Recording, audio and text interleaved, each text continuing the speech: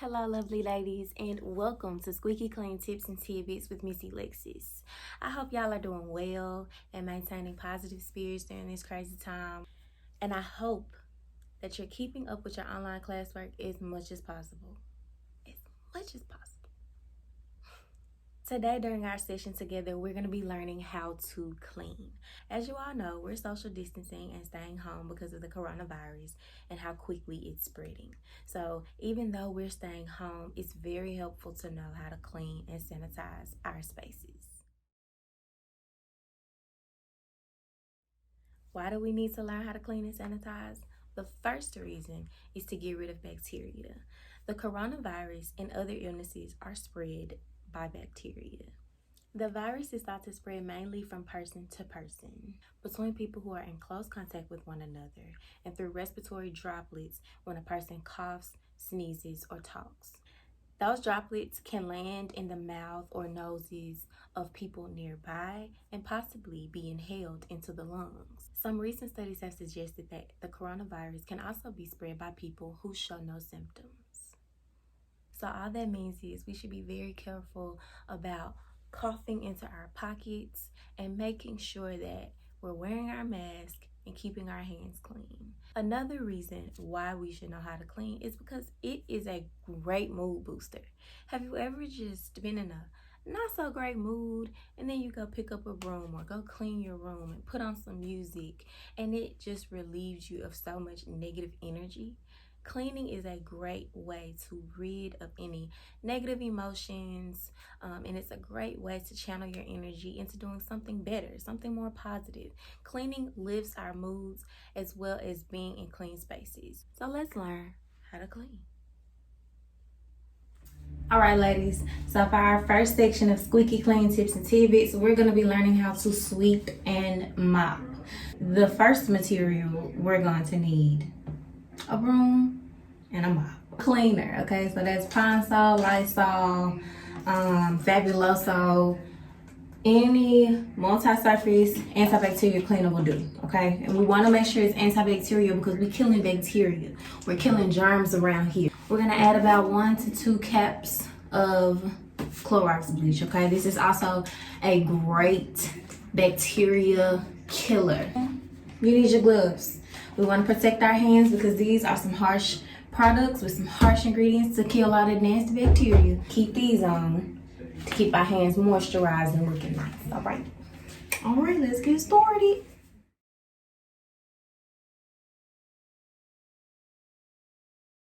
If you have rugs down, pick them up. You want to make sure you pick up everything off the floor, not just the rug. Now, we're going to fill our bucket. No, we're not. We're going to sweep first.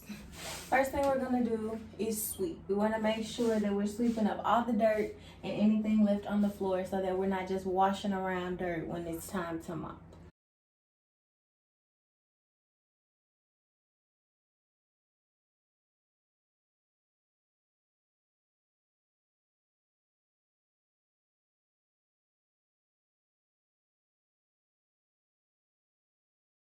Hot water, as hot as you can stand it, and then we're gonna pour in our cleaner.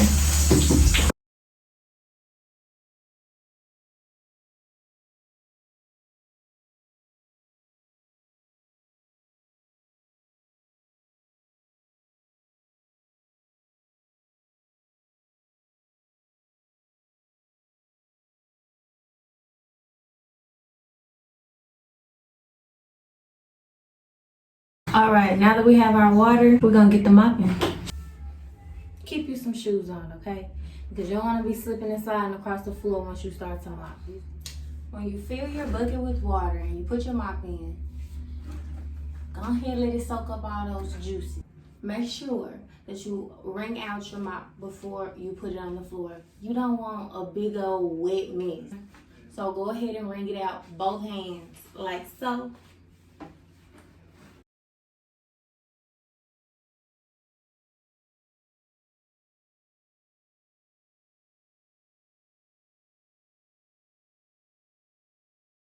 All Alright ladies, so now we'll be washing dishes, okay? You can also use gloves for this as well. I don't always do it, but it is good to use your gloves just to keep your hands, again, safe from the harsh soap and the super hot water, okay? Once you have your gloves, stack all your bowls in one pile, your plates in another, pots and pans in another. Keep your silverware together. However you like to organize it is up to you. All right, ladies, so to begin, we're gonna need our gloves. Make sure you have some hot water or water that you can get hot, a stopper to keep your water in the sink, a dish towel or sponge to wash your dishes with, some type of antibacterial dishwashing liquid. I'm using Ajax. You can use Dove, Palmolive, and some other options, Kroger brand. As long as it's antibacterial, you're good. And then lastly, you don't have to add bleach to your water, but this is a great tip. If you don't think your dish soap is all that great, pour about a cap or two of bleach in your water and you're good to go. Another great tip, you see how there's food inside of this bowl? Try to rinse your bowls or any dishes off before you wash them. That's just so you don't get any food particles in your water and you have a whole bunch of nasty foods running around in there. Just go ahead and wash your dishes off with water.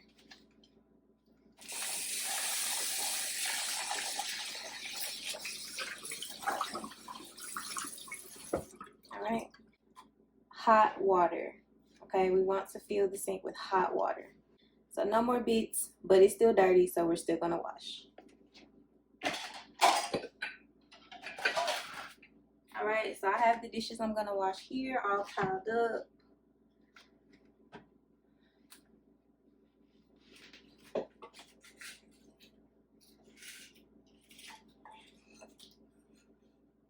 If you have any dishes that have some caked on food, food that's hard to clean with just dishwater and your towel, go ahead and fill that dish with some warm water.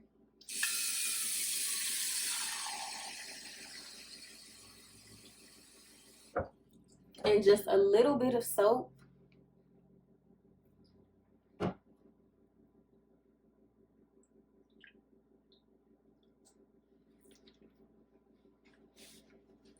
Wash it around just to get that soap activated in the water. You don't have to do a really great job at washing it around, because if it's caked on there, if it's caked on the plate or inside the bowl or whatever it is inside the pot, it's going to take a little more elbow grease to get that caked up food out of there. So since we have our water and soap in there, we're just going to let it sit it off to the side for maybe 30 minutes. The food should be so soft that you're able to just rinse it out. So now that we've washed out any foods out of our dishes, we're going to make sure our sink is clean before we begin washing. Put your stopper in. Hot water on.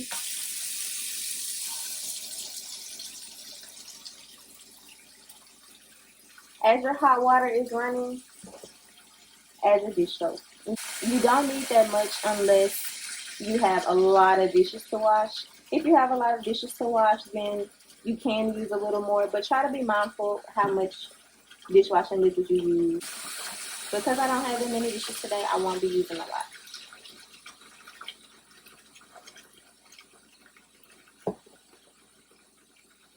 And again, a capsized amount of bleach will take your dishwater a long way. Because I don't have that much to wash today, I'll probably use just a half a cap.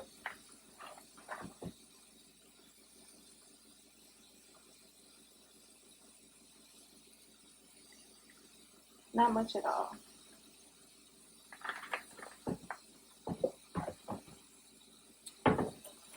When you have sharp objects like knives, you kind of want to go ahead and get those out of the way first, just so you don't forget that they're at the bottom of the sink, or if you're reaching for more dishes to wash over here, you don't mistakenly cut yourself on one of your knives. So go ahead and get your knives out of the way.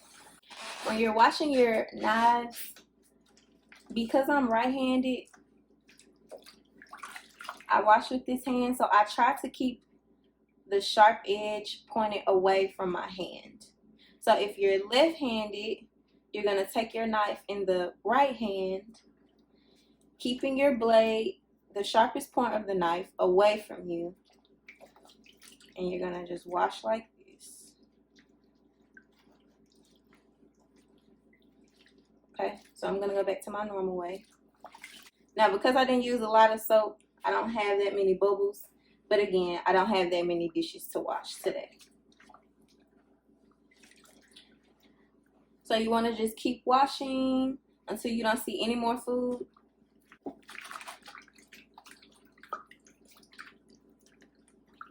And also make sure to get the handle, because we touch that with our hands and we want to make sure any germs are off of our handles.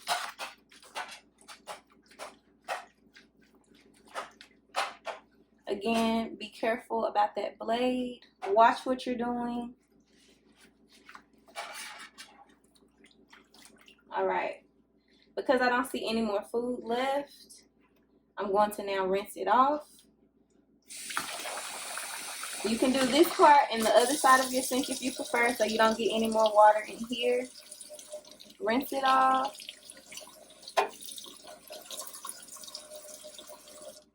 All right, I'm gonna put it in the other side of the sink or in my dish rack over here for it to dry on its own. Another reason why my water looks so see-through is because I probably let the water run for too long with the amount of soap I had in here. That's another thing to make sure. If you're not going to use that much soap, you probably don't need that much water. I'm going to take some of my hot water out by taking my stopper out just a little bit, putting it back in there.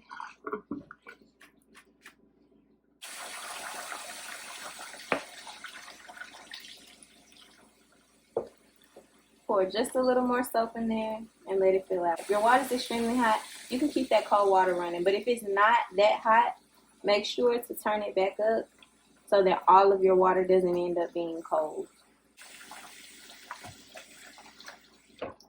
All right. So I'm going to take my towel, swirl it around the water, and go all inside the cup. Hold the cup, get a good grip on it, and go in and out of the cup. Make sure to get around the rim of the cup, because that is where we put our mouths. And also make sure to get the sides of the cup, because that's what we hold with our hands. And we all know by now that our hands can be very icky and germy. Try not to get water everywhere. I'm kind of bad at that part. All right. Make sure that you inspect any dish that you wash. Make sure that there's not any leftover food on the sides or even soap. And that's a good reason why we should rinse off our dishes once we're done washing them, because any leftover soap can dry and make the dishes look dirty. With this plastic cup, we might not be able to tell, but with something like a glass, it's so easy to see when soap is dried up on the side. So make sure you rinse your dishes off.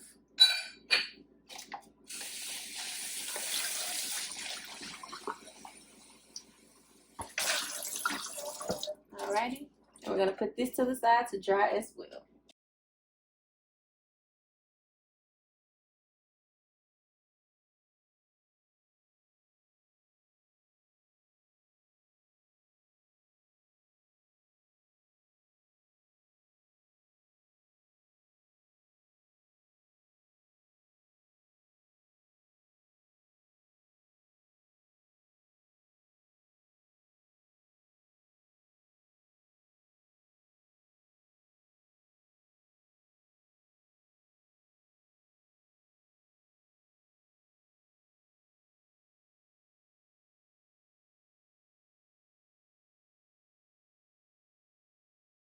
Now that I've rinsed off everything, I can begin drying.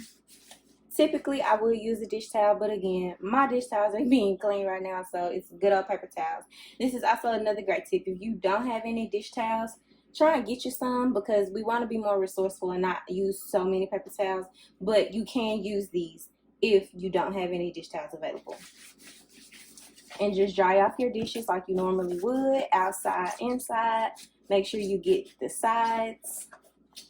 Make sure you dry your dishes off very well, because when you put them up for storage, air and water can cause your dishes to kind of stink sometimes. If you go to pull like a Tupperware bowl or something out of the cabinet, you smell it. It might smell a little weird because that air and the water that was still left on them combined and created a little funky smell. So make sure you dry off your dishes thoroughly and then put them away wherever you normally do. All right? All right. Take our stopper out. Sit it up here.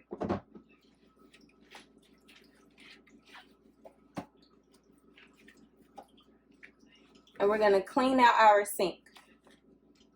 A great way to do this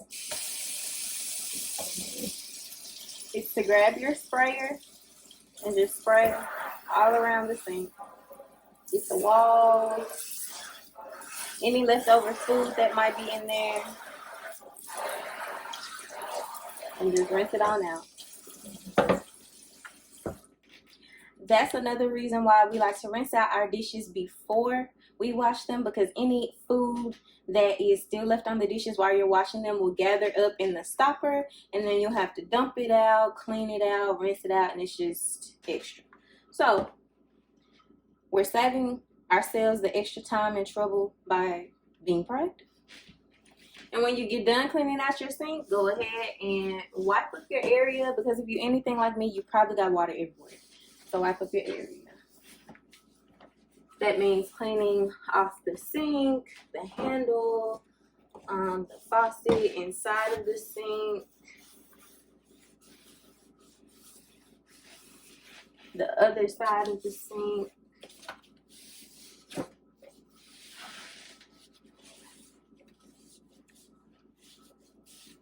and all of that good stuff. Alrighty. Make sure to wring out your dish towel or your sponge for any extra water. Again, too much water, when it hits the air, it can kind of cause a mildewy, moldy smell, if not mildew and mold on its own. So make sure you wring out your dish towel whenever you're done using it. Store it how you normally would, and you're good to go.